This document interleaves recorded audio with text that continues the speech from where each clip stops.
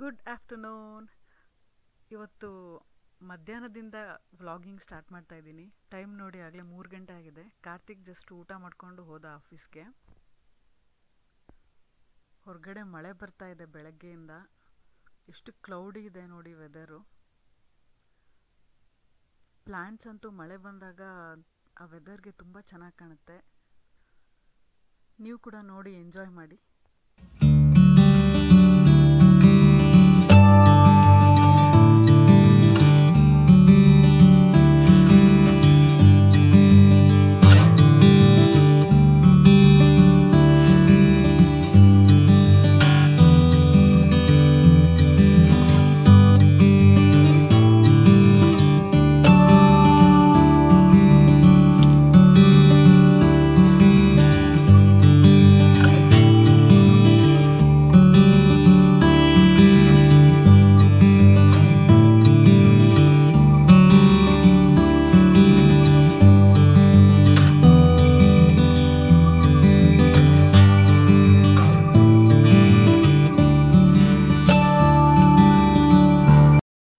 ಈ ಥರ ವೆದರ್ ಇದ್ದಾಗ ಬೆಚ್ಚಗೆ ಬೆಡ್ಶೀಟ್ ಹೊತ್ಕೊಂಡು ಮಲ್ಕೊಂಡ್ಬಿಡೋಣ ಅನ್ಸುತ್ತಲ್ಲ. ನಿಮ್ಗೆ ಕೂಡ ಹಾಗೇನಾ? ಬಟ್ ಮಲ್ಕೊಂಡ್ಬಿಟ್ರೆ ಮನೆ ಕೆಲಸ ಎಲ್ಲ ಯಾರು ಮಾಡೋದು? ಸೊ ಮಾಡಲೇಬೇಕು. ಈಗ ಕಾರ್ತಿಕ್ ಊಟ ಮಾಡ್ಕೊಂಡು ಹೋದ್ಮೇಲೆ ಅಡುಗೆ ಮನೆಯಲ್ಲಿ ಹರಡಿದ ಸಾಮಾನೆಲ್ಲ ಕಡೆ ಜೋಡಿಸಿಟ್ಟು ಮಿಕ್ಕಿದ ಸಾರನ್ನೆಲ್ಲ ಫ್ರಿಡ್ಜಲ್ಲಿ ಎತ್ತಿಡ್ತಾ ಇದ್ದೀನಿ.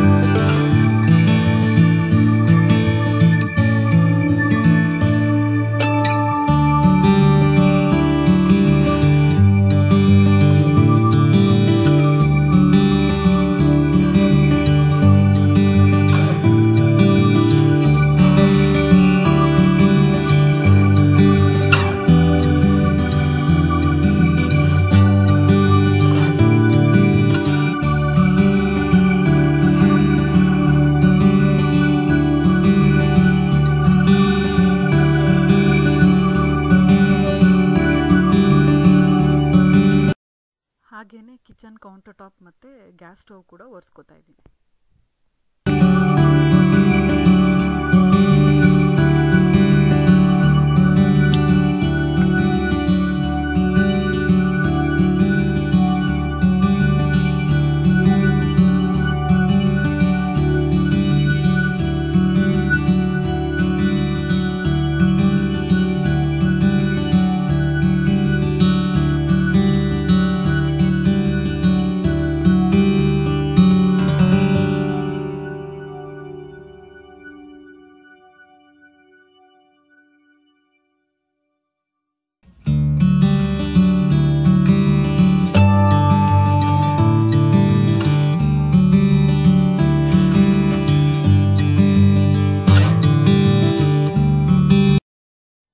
ನಿನ್ನೆ ಸಂಜೆ ಸ್ವಲ್ಪ ಮನೆಗೆ ಸಾಮಾನು ತಂದಿದ್ವಿ. ಅದು ಏನೇನು ಅಂತ ತೋರಿಸ್ತಾ ಇದ್ದೀನಿ. ಎಣ್ಣೆ ಖಾಲಿಯಾಗಿತ್ತು, ಸೊ ಎಣ್ಣೆ ತಂದಿದ್ದೀವಿ. ಕೆಲವು ಶಕ್ತಿ ಮಸಾಲ ಪ್ಯಾಕೆಟ್ಸ್ ತಂದಿದ್ದೀವಿ. ಕಾರ್ತಿಕ್ಕಿಗೆ ಆ ಥರ ಹೊಸ ಹೊಸ ಚಿಕನ್ ಐಟಮ್ಸ್ ಟ್ರೈ ಮಾಡೋಕ್ಕಿಷ್ಟ. So egg kurma chicken masala, Pallipalayam chicken masala, pepper chicken masala ಎಲ್ಲ ತಂದಿದ್ದೀವಿ. ಅದರಿಂದ ತುಂಬ ಫಾಸ್ಟಾಗಿ ಈಸಿಯಾಗಿ ಚಿಕನ್ ಕರೀಸ್ ಮಾಡ್ಬೋದು. ಟೇಸ್ಟಿಯಾಗಿ ಕೂಡ ಇರುತ್ತೆ. ಲಾಸ್ಟ್ ಟೈಮ್ ಟ್ರೈ ಮಾಡಿದ್ವಿ, ತುಂಬ ಇಷ್ಟ ಆಗಿತ್ತು. ನೀವು ಕೂಡ ಟ್ರೈ ಮಾಡಿ ನೋಡಿ. ಈ ಥರ ಪ್ಯಾಕೆಟ್ಸ್ನೆಲ್ಲ ಕಿಚನಲ್ಲಿ ಹಾಗೆ ಇಟ್ಟರೆ ಚೆನ್ನಾಗಿ ಕಾಣಲ್ಲ. ಸೊ ನಾನು ಏನು ಮಾಡ್ತೀನಿ ಅಂದರೆ, ಒಂದು ದೊಡ್ಡ ಬಾಕ್ಸ್ ಯಾವುದಾದ್ರೂ ಇದ್ದರೆ ಎಲ್ಲ ಓಪನ್ ಮಾಡದಿರೋ ಪ್ಯಾಕೆಟ್ಸ್ನ ಅದರೊಳಗೆ ಮುಚ್ಚಿಟ್ಟಿರ್ತೀನಿ. ಸೊ ದಟ್ ಯಾವುದಾದ್ರೂ ಖಾಲಿ ಆದಾಗ, like turmeric powder extra packets ಇದ್ದರೆ ಅದು ಎತ್ತಿಟ್ಟಿರ್ತೀನಲ್ಲ, ಖಾಲಿ ಆದಾಗ ಅದನ್ನು ಓಪನ್ ಮಾಡಿ ಡಬ್ಬಕ್ಕೆ ಹಾಕ್ಕೋತೀನಿ.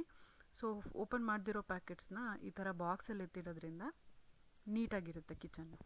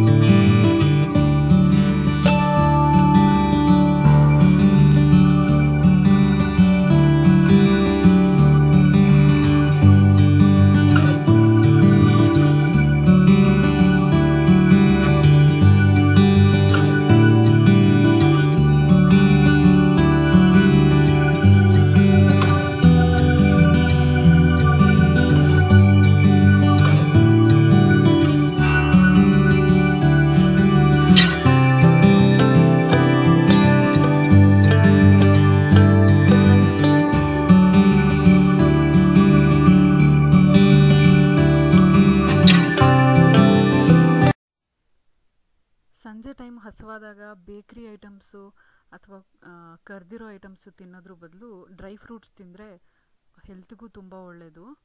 ಸೊ ನಮ್ಮ ಮನೇಲಿ ಯಾವಾಗಲೂ ಡ್ರೈ ಫ್ರೂಟ್ಸ್ ಇಟ್ಕೊಂಡಿರ್ತೀವಿ. ಸಡನ್ನಾಗಿ ಸಂಜೆ ಟೈಮ್ ಏನಾದರೂ ಹಸಿವಾದಾಗ ಏನಾದರೂ ತಿನ್ನಬೇಕು ಅಂತಾಗ ಡ್ರೈ ಫ್ರೂಟ್ಸ್ ತಿಂತೀವಿ. ನೀವು ಕೂಡ ಮಕ್ಕಳಿಗೆ ಬೇಕ್ರಿ ಐಟಮ್ಸ್ನ ಅಭ್ಯಾಸ ಮಾಡಿಸ್ಬೇಡಿ. ಆದಷ್ಟು ಏನಾದರೂ ಹಸಿವಾದಾಗ ಕೇಳಿದಾಗೆಲ್ಲ ಡ್ರೈ ಫ್ರೂಟ್ಸೇ ಕೊಟ್ಟು ಅಭ್ಯಾಸ ಮಾಡಿಸಿ. ನನ್ನ ಹತ್ರ ಇದೊಂದು ಡೆಕೋರೇಟಿವ್ ಬಾಕ್ಸ್ ಇದೆ, ನೋಡೋಕ್ಕೆ ತುಂಬ ಚೆನ್ನಾಗಿದೆ. ಅದರಲ್ಲಿ ನಾನು 3 ಕಂಪಾರ್ಟ್ಮೆಂಟ್ ಇದೆಯಲ್ಲ, ಅದರಲ್ಲಿ ಒಂದರಲ್ಲಿ ಟೂತ್ ಪಿಕ್ಸು, ಇನ್ನೊಂದರಲ್ಲಿ ಅಜ್ವೈನ್ ಅಂತಾರಲ್ಲ ಓವಿನ ಕಾಳು ಅದು, ಮತ್ತು ಇನ್ನೊಂದರಲ್ಲಿ ಬಡೆ ಸೋಂಪು ಹಾಕಿ ಇಡ್ತಾಯಿದ್ದೀನಿ. ಸೊ ನಾವು ಊಟ ಆದಮೇಲೆ ಏನಾದರೂ ತಿನ್ನಬೇಕು ಅನಿಸಿದ್ರೆ ಓವಿನ ಕಾಳು ಡೈಜೆಷನಿಗೆ ತುಂಬ ಒಳ್ಳೆಯದು, ಹಾಗೆ ಬಡೆ ಸೋಂಪು ಕೂಡ. ಸೊ ಇದು ನಾನು ಹಾಲಲ್ಲೇ ಇಟ್ಟಿರ್ತೀನಿ, ನಾವು ಅಂದರೆ ಊಟ ಮಾಡಿದ ತಕ್ಷಣ ತಿನ್ನೋಕ್ಕೆ ಅಂತ.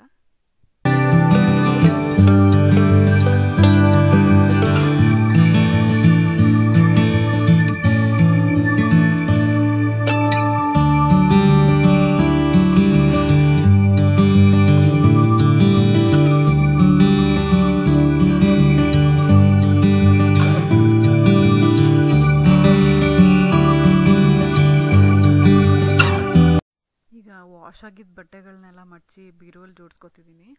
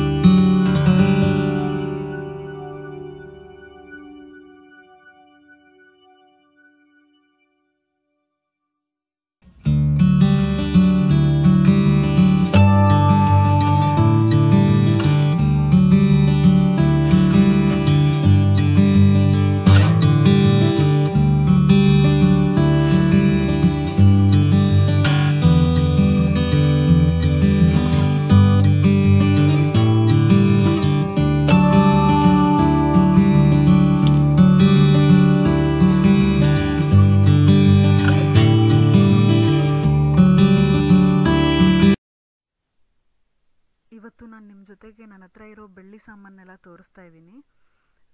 ಇದರಿಂದ ನಿಮಗೆ ಡಿಸೈನ್ಸ್ ಯಾವುದಾದ್ರೂ ಇಷ್ಟ ಆದರೆ ನೀವು ಕೂಡ ತೊಗೋಬೋದು ಅಂತ ಅಷ್ಟೇ, ಬೇರೆ ಏನು.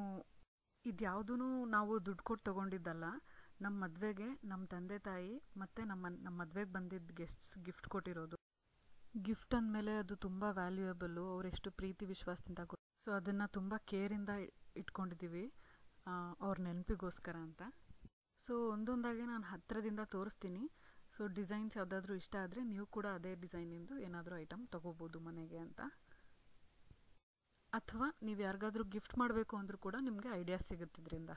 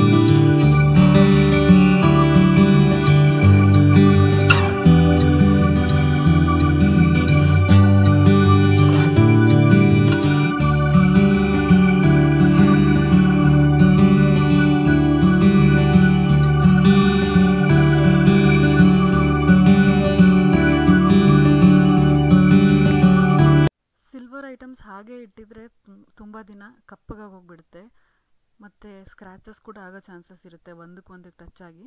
ಸೊ ನಾನು ಏನು ಮಾಡ್ತೀನಿ ಅಂದರೆ ಒಂದೊಂದೇ ಐಟಮ್ನ ಸಪ್ರೇಟ್ ಕವರ್ಸಲ್ಲಿ ಪೇಪರ್ಸಲ್ಲಿ ಸುತ್ತಿ ಇಡ್ತಾಯಿದ್ದೀನಿ.